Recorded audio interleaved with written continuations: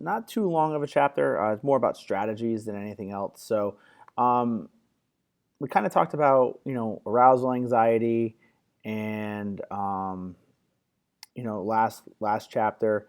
Those were kind of, and so now it's kind of like, okay, well, with stress, what comes with stress? How do we cope with it? How do we make it so that we can kind of maneuver through this? So it's stress coping strategies, things like that that will style strategies that will help us to be able to offset the additional bouts of stress that we get through exercise, through athletic athletic performance or athletic competition training, things like that. So let's kind of start with it here. But really, what's coping? Coping is really a way that it's a way to use a strategy to psychologically and physically find conscious ways to basically reduce or remove, although it's not easy to remove, reduce or remove short or long-term bouts of stress. So um, what we're saying here is that short term, whenever you hear the term acute,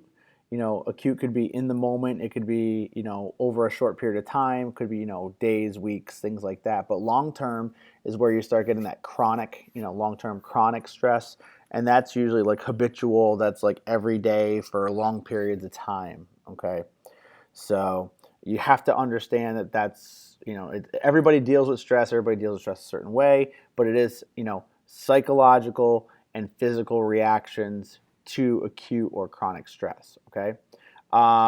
We know that it's always evolving, as they say here, constantly changing both cognitive and behavioral efforts. All right.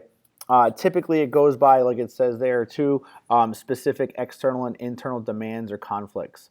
Now, those are how you perceive it. So the appraisal part of that, appraise is taxing or exceeding one's resources. So with our set here, what are we really talking about? It's really that simple, where it's you know the thought aspect of it and then the reactionary part of it. So the thought process and then the behavioral efforts. So the reactions to managing internal external demands. So whether it be environmental, whether it be internal in terms of mental capacity for you all, or mental well-being, and then how you perceive it, how you see it, how you view it, how you observe it, as taxing, or like it says, if it's taxing, that means that you can kind of you kind of live with it. All right. So taxing isn't overdoing, whereas exceeding is one resources. If you're able to be XYZ justified for a specific situation, when you go beyond that X, Y, and Z, and you start back at the front part of the alphabet again, in the ABCs, it's like that means that it has taxed you beyond what your normal state is. So therefore, that's when coping really is no more coping. It's now more. It's stress. Okay, because you're not coping with it. You're actually overdoing it. All right. There are some additional definitions for this here. Cognitive, affective, and behavioral efforts. Cognitive is about the thought process. Affective is how it's really emotional, how emotional reaction, and then behavioral efforts. All right. For again, internal, external demands. Okay, kind of like what we've been talking about. Um, so another one is, learn behavioral responses that successfully lower stress by limiting the importance of a dangerous or unpleasant condition. Well, yeah, I mean, that's pretty straightforward. It's, minimizing the effect of what is going on in your environment. It's pretty straightforward with that. But learn behavioral responses. If you can cope, that means that, I'm going to go worst case scenario here. Just say you have a kid who's dealt with child abuse. All right. Their coping strategies are vastly different than a child who grew up in a very, nurturing and loving environment. They're not, as a kid, they're going to go to school and they're going to they may act the same way as the kid who has that loving and nurturing environment, but because they're able to cope. All right. And so by that, it's learned behavior. So if it's learned behavior, you kind of are like, I deal with what I deal with at home, but when I'm around other people, I don't show it. So it's learned behavior. It's really, until one day where the act out appears, but that's for another conversation. So, and then actions taken by a person is directed at confronting demands, solving problems, and or altering and managing stressors.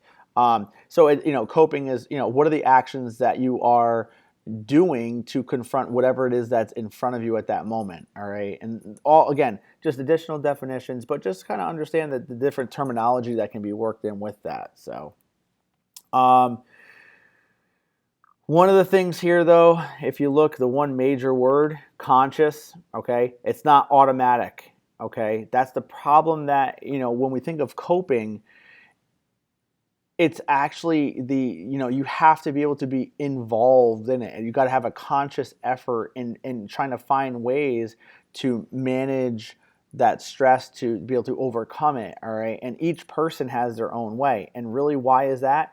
Because it's the perception.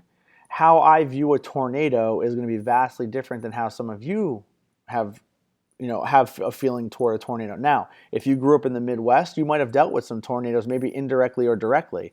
Well, you know what? You're going to have a different, a mindset and a coping strategy for if a tornado warning happened in Florida. Someone who comes from maybe like South Dakota and they move to Florida, they're going to have really stressful coping situations because they've never dealt with maybe a Category 4 hurricane. They've dealt with some snow and severe weather in that nature, but they've never dealt with a hurricane. So, you see where each thing is a perception of what it is. Floridians that grew up down here, they're pretty much saying, "Oh, look at that! That's pretty cool. A hurricane. Let's just have a party." Whereas other people are like running for the hills. So, it really is a perceived effect of that. All right. So here's some criteria. What is it that you're really trying to do? Reduce mental, psychological stress. Reduce physiological or biological reactions. So what we're saying here is, effective coping. We're trying to calm things down. Trying to minimize heart rate spike. We're trying to minimize breathing uptake. But this is effective coping. This is, you get stressed, like, oh, but if you haven't overblown your resources, then you're going to be able to calm back down. So, you're able to, if you're coping correctly, heart rate can come down, respiration rate can come down. The ability for adrenaline to keep kicking in will become diminished, and you won't have, you'll eventually come out of that fight or flight. All right. You want to have that resolution, for a conflict or a stressful situation. Effective coping, if you go into relationships, you have a lot of individuals who really feel like, they always have those, maybe there was a fight, a verbal fight. And, there's this coping strategy that a lot of people use where, we don't go to bed angry. That's a coping strategy. Although you may still not be pleased with the situation, you are coping with it and you're not over exceeding your expectations and your limits. So therefore you're coping, and then you'll eventually work it out as you move forward. Okay. That's always one that always comes to mind, because a lot of people have that, feeling about that. We don't go to bed angry. So, obviously well-being, having improvements in well-being, and not just of the athlete, but also everybody. So it could be teammates, family members, it could be coaching staff, it could be athletic training staff, doctors, whatever it may be. But the well-being of everybody, and that's a proper coping mechanism. You actually can begin to start functioning normally, and that really helps. As you start coping better, you can start being a little bit more you in the process. That really makes a big difference. Then at that point, with proper coping, you can see performance improvements. You get, just say that you have an exerciser that, just say you're a personal trainer and you have an exerciser that comes to you, and you notice that they're just not them, and they come in, they're just completely off their game. And they've been showing steady improvements. They seem to have a lot better, they have a better self-image. They have, seem like they have a little bit more self-control about like eating out and making improper decisions about their health. But then all of a sudden, things kind of deteriorated and you saw a change in them. Well, you're not the psychologist here, or the psychiatrist, one or the other, but your job is to help try to keep things improving. Well, maybe it wasn't you, but maybe something changed at home and you start seeing them come in. Well, maybe they're still dealing with some things, but you know what? The performance is going up. So that means that there is some coping, because you're trying to get back to that pre-existing or pre-stress level. Okay. Self-esteem is maintained. Positive self-esteem is maintained. And then, you also see that whatever the coping strategy is that you use as an athlete or an exerciser is actually working, so it's deemed to be effective. Okay.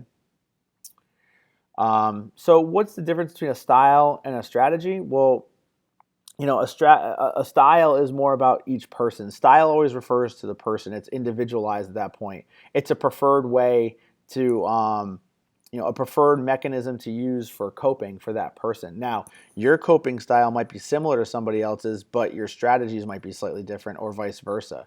Okay, it's just that's kind of how that process works.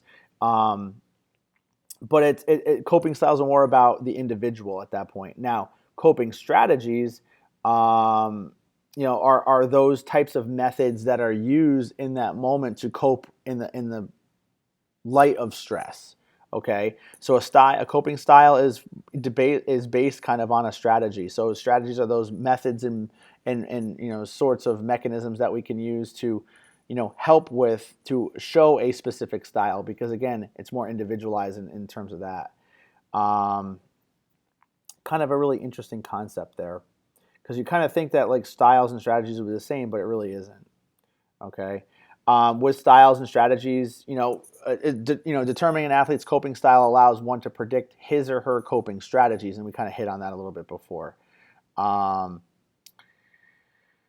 if you can identify, coping styles, it can help everybody and give them, information and almost like a background into like things that, antecedents, things that lead up to what are the underlying causes. And then at that point, you can develop these like predictors to then improve this whole like coping effectiveness. So that's really one of the main important things with these styles, is that we are able to, you know, we're able to do that. Is that with these styles we can basically say, oh, that's Joe or that's Diane, and that's kind of how they do things. And it's like, oh, well, if that's the way it's working with them, then this is just going to only help us to be able to see things before they happen and make the necessary improvements that need to occur. Okay, so it's really kind of, with those styles we can definitely see the difference in terms of what we're looking for. um, so there are some different things here where we call like there's different types of coping. So approach coping is one of them. um, Approach coping, like it says here, it reflects an athlete who copes by actively attending to the stressful experience or event, or deals directly with it. Now, there's some really cool words: sensitization, engagement, vigilance, attention, and monitoring. You are actively and present in that. You're active and present in the moment, and you don't let things just kind of, just sit and fester. So approach coping means you approach the situation as it becomes you approach the situation and it becomes more apparent to you. Okay. Now, the example they use here is actually a really good one. And the athlete engages or talks with the referee after they got a penalty or after they got a foul called on them. Now, it can go one or the other. So again, approach coping can be positive and it can be negative. The positive way would be like, hey, ref, I don't get that, man. Like, what happened there? I stood my ground, took the charge, and then you're calling me as a personal foul because that doesn't make any sense to me, blah, blah, blah. And you kind of go on with that. Now, that's a positive way. Now, negative would be just blowing up, all right? Blowing up at the seams. So kind of an interesting thing where, we have to look at it from each experience. An argument can usually lead to additional penalties or suspensions or fines or whatever it may be. So how you go about the approach coping is ultimately up to the athlete or the exerciser. But I've definitely had some trainees and some athletes come up to me not very happy, even in a training sense. And it's like, you can either approach me correctly or you can approach me incorrectly, and I'm going to react in the manner that I'm being approached upon. So, kind of take it or leave it for what it is. Avoidance coping is kind of the opposite of what I was just talking about. And I kind of how I said people kind of shrug things off and let it fester. Yeah. This consists of reducing stress-related input or reducing the importance. So basically, they're desensitizing it, they're disengaging from it, they are repressing it, and they're blunting it. Okay. and sometimes avoidance coping is necessary for the right situation. It doesn't mean that approach or avoidance is bad or good. It's just that's how we take it. Okay. Um, let's see. So the example here, the athlete psychologically discounts or reduces the importance of the referee's penalty call by labeling it as unimportant or as a mistake, and then quickly attends to forthcoming task demands. Now, what you're saying is you're like, avoidance coping, shrug it off. Don't let it, it's not gonna. Why are you guys worried about me? I'm fine. Just let it be. Or I made a mistake. That's kind of how it plays out in that part. But if you continue to discount it and it starts to fester and starts to wear on you, that's when it can become negative. Okay, so just kind of rely on that. All right, but typically avoidance coping, you're just kind of just like, whatever. You just shrug it off or discount it. Okay. When it comes to specifics in terms of coping, is there differences between gender? Is there differences between race and culture? Because ultimately, that those individual differences could potentially be a certain way that you have to deal with. Now, I may or may not have said this in class before, but when I was a phys ed teacher, one of the things that I always knew was, you always wanted, you always gave the respect to the students, but you always wanted the students to respect you back. So, one of the things that I learned was that culturally, there's a lot of cultural differences in how, parents, deal with their children and how they're supposed to react with everything. So I remember I had a young Haitian boy in my class, and I wasn't yelling at him, but I was reprimanding him for what he had done. But one of the things that I didn't point it out to him because it was just an observation from my part was that just speaking with him in a firm tone, you could tell that that it was a reprimand for him because he felt like that's what it was. And so basically I had the situation where he wouldn't look me in the eye. Well, come to find out, I did some research on some of this stuff, especially when I started teaching this course to kind of make things kind of apparent. And what I realized was that different cultures, particularly Haitian cultures, when a parent or a guardian or someone elder is speaking to you and you've done something wrong, you're not supposed to be looking them in the eye. So that's a perfect example of an individual difference on how coping mechanisms, they may not cope the same way as another person. It just depends on upbringing. It depends on, cultural aspects. So, I'm sure you probably could think of a few, depending upon what your background is. And maybe that's how it works even now to this day. And if you have kids, maybe carry it over to your kids. All right. So, that's just one example of how to, how certain people deal with certain situations. So now, in terms of gender, one of the things that was found in '04 was that in female endurance athletes, they found that they perceived less control over environmental threats than males. So what we're saying there is that females, they perceive less control. So basically, they're looking at it from the standpoint of, oh, well, I don't have any control of this, so they have to find ways to make it work. Whereas a male is going to see the environment that they can control, and that can change up how you cope with certain things. Females also use coping strategies of venting emotions, positive reinterpretation, so positive like reiterations or how they perceive things. They disassociate and emotional social support more than males. I believe that that's true. I think that sometimes, male athletes have a really hard time expressing certain things. I think that sometimes they think that they can just manhandle certain situations and just kind of, go in like a bull, what is it? Going, whatever. I don't even want to go there. But yeah, so basically they want to go into everything full on and they don't think about the situation that they're in. So it's really kind of, apparent in that way, where females are a lot more rational and think about a lot more things, and they can cope better because they kind of understand the whole scenario of everything going on. All right. In terms of in a 2002 study with male and female athletes that were tennis players, there was no gender differences found on coping with failure and changes in confidence. Well, that kind of makes sense because they're both sets of athletes. Okay. And then ineffective coping, like self blame or ignoring things, was associated with low self esteem for both. So again, no difference between gender. And athletes get on themselves, especially like tennis. It's a team. It's not a team sport. It's an individual sport, and they have no one else to blame but themselves. All right. Um, so that's really what it comes down to for that. And then the bottom one, elite sport athletes of either gender are psychologically similar in that the demands of the elite sport do not allow for either gender to cope poorly. What we're saying there is that, it didn't matter what gender they were. It was just that elite athletes understand that there's no room for error. Okay. They know that the demands of the sport are high.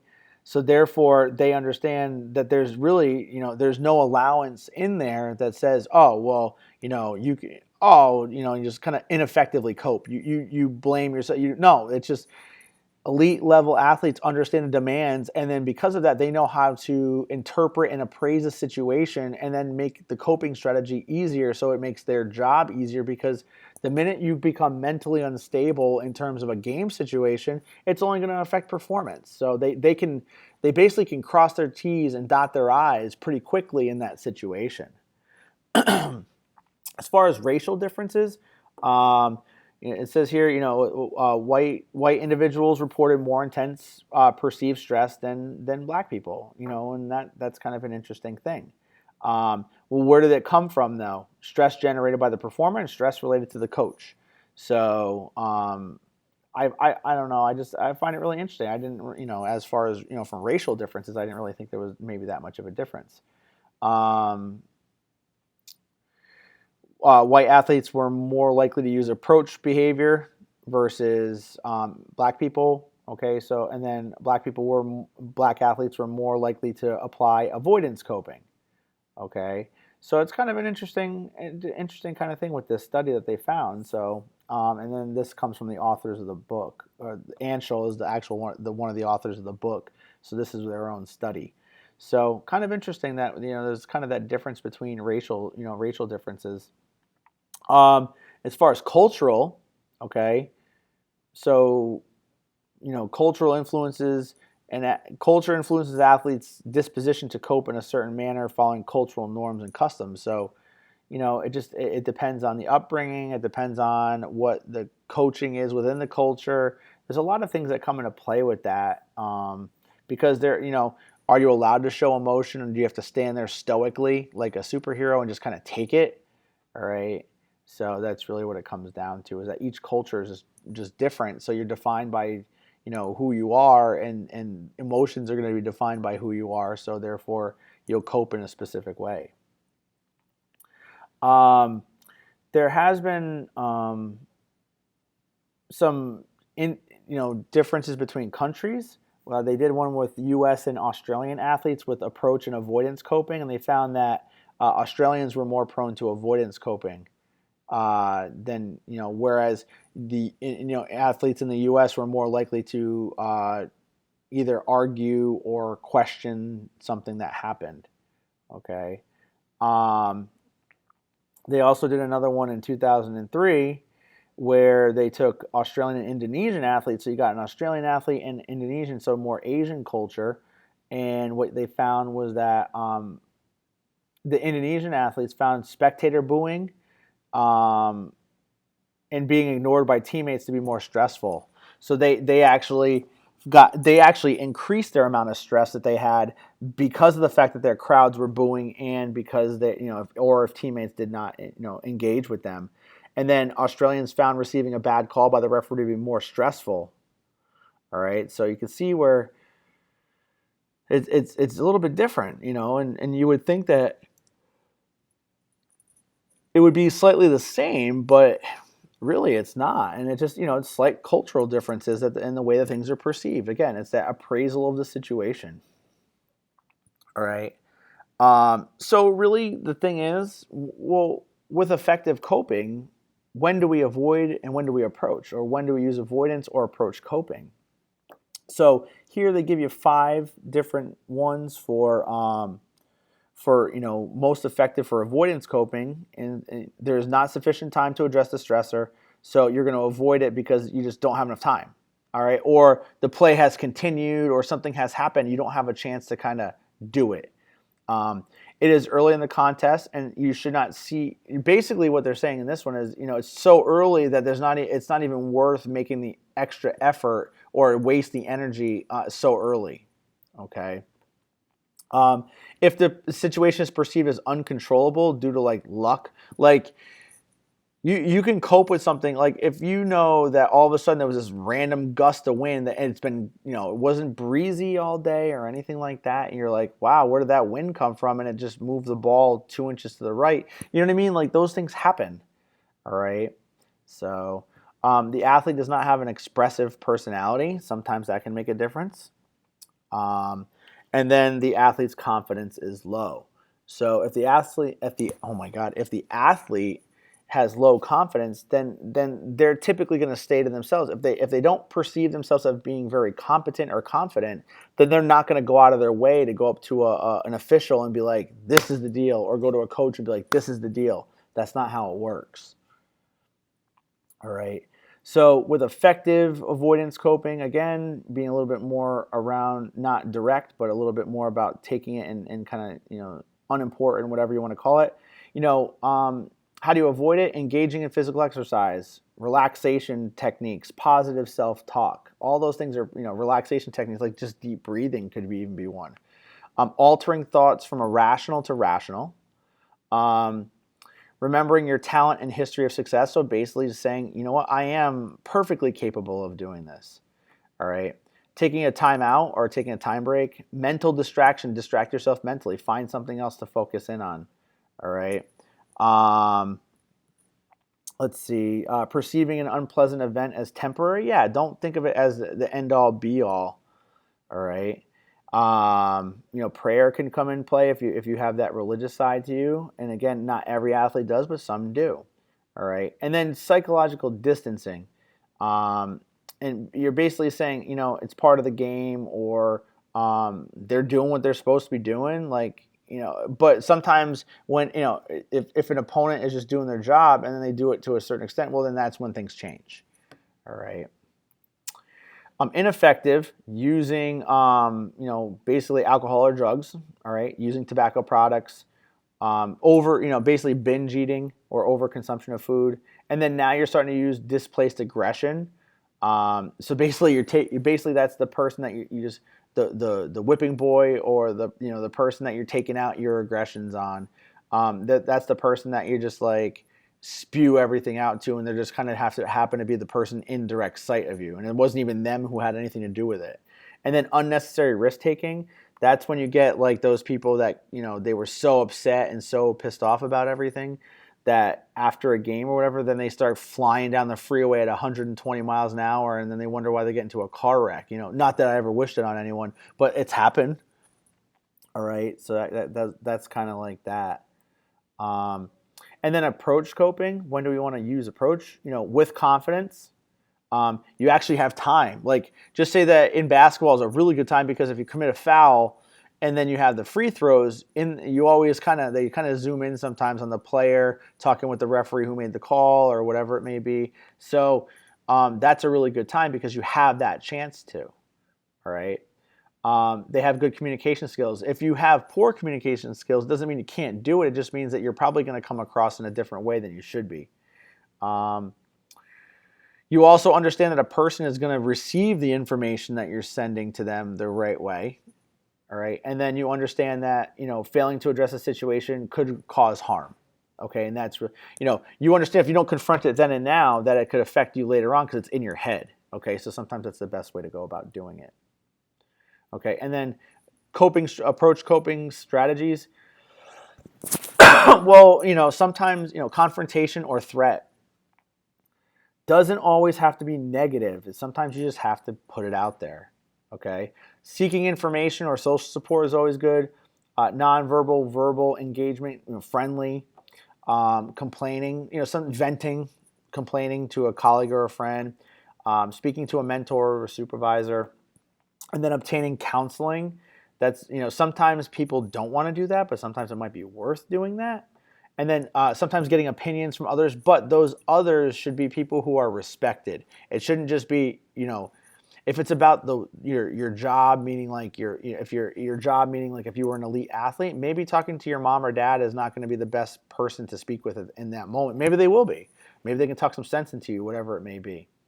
Um, Covert or mental rehearsal, kind of going over it in your brain, and then planning, analyzing, and then positive self-talk. Okay, so all of those are aspects that come from it. So for this here, for your test, make sure that you're definitely paying attention to the differences between approach and avoidance coping, because there's probably going to be situations on the test that come up that you're going to have to tell me what the strategy is for that and explain why it makes sense to what you're talking about.